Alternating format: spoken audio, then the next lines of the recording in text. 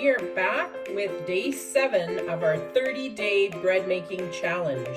Today we are tackling naan bread, and this is a delicious bread that we make from time to time and kind of use it as a wrap, things like that. Sometimes my kids just put jam on it. So we're gonna jump in here with just starting to let our yeast grow a little bit. So in my large bowl, I have some sugar. I have actually 2 teaspoons of sugar. And what I'm gonna do is add in my water. And I'm using 1 cup of lukewarm water. I'm gonna give that a stir. And then I'm gonna add in my yeast, 4 teaspoons of yeast. And this is going to be another yeast bread for you today. I give that a light stir, and I'm going to let this grow for about 5 to 10 minutes. So I will come on back with you and show you what the yeast looks like after it has had a chance to eat some of that sugar and grow a little bit. And then we will get started with incorporating all the ingredients that we need for the naan bread today. Okay, so it's been about 7 or 8 minutes and the yeast has had a chance to do its job. It's bubbling and foaming here. And to the yeast, what we're going to do is add all of our wet ingredients. And so that is 2 eggs, as well as we are going to use a 1/2 cup of oil, and I'm using canola oil today, along with yogurt. So this is actually plain Greek yogurt today because that's what I had on hand. I think any plain yogurt is fine for this recipe. I've used regular yogurt that's not Greek yogurt as well, and it's turned out well. So that is it for the wet ingredients. We're just going to give that a little stir. And now we're going to incorporate that into the flour. So for this recipe, we're using actually 5 cups total of flour. But what I'm going to do is also add the salt. So we need 1/2 teaspoon of salt to go into this mixture. So I'm going to actually put that in with the flour. Now I've incorporated the yeast, the oil, the eggs, and the yogurt all together here to make a wet slurry. And I'm going to add that in with the flour to make a dough today. So I'm just going to add this in slowly, moving the flour around. I have only added 4 cups of flour here, and I will just slowly incorporate the last cup of flour as I knead it, as I actually knead the flour, or the dough, sorry, to make it all incorporated into a nice dough. Now today it's kind of cloudy, so what I've decided to do is I'm going to see if I can get my dough to rise in the oven. So I turned my oven on to about 200, left it on for 5 minutes. Now I've shut it off, and I'm going to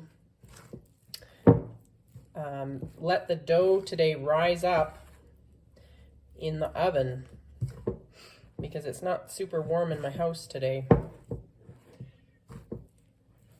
Okay, I will zoom you guys back in once I have this ready for kneading, and I'll show you how that looks as I slowly add the flour.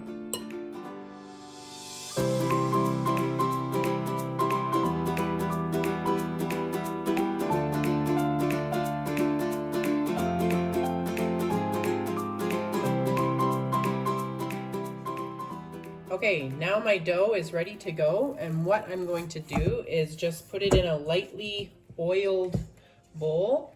And like I said, I'm going to pop it in the oven today, which is now off. It's just warm, and I'm going to warm it in there for about 1/2 hour today, and hopefully it will be doubled in about 1/2 hour. And that's when we'll start to fry up the naan bread.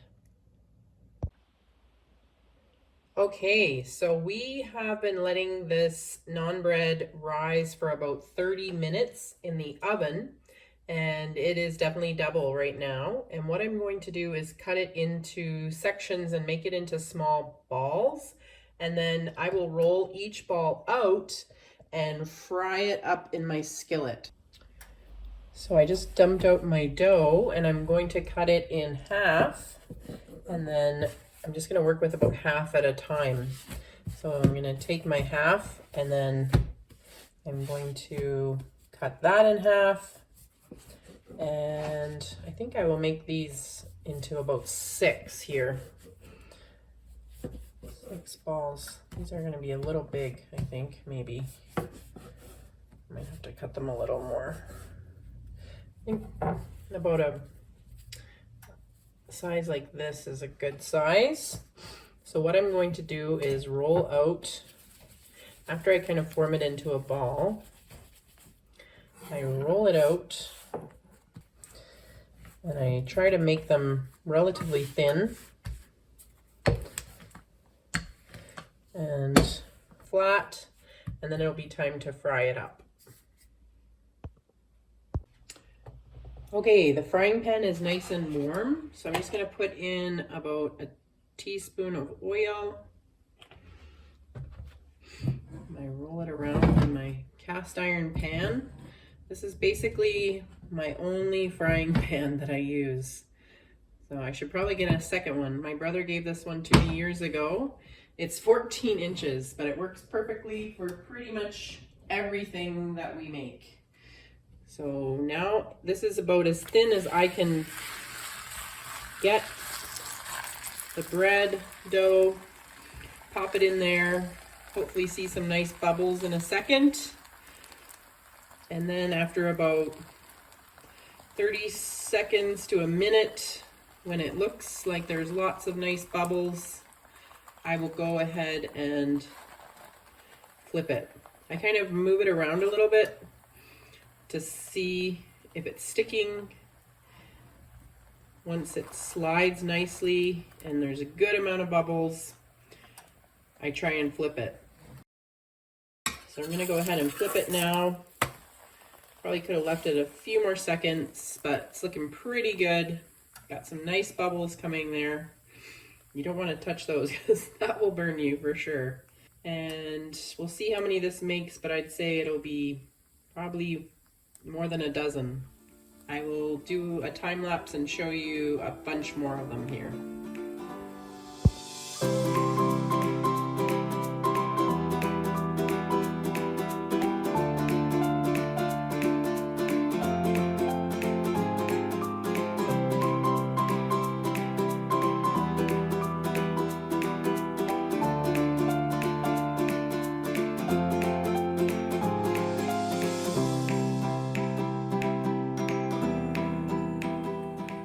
Okay, so we've made over 10 so far of the naan bread, and I probably have about 6 or 7 left to go. I have to go pick up my kids now from school, and then I will finish up and I'll show you the whole stack at the end, but they're looking good. Well, that's a wrap for day number 6. You can join me again tomorrow for day 7. My kids ended up loving these and they've already eaten some, but this recipe made about 20 of the naan breads, and we will enjoy eating them with our supper tonight with some chicken and veggies. Have a good day.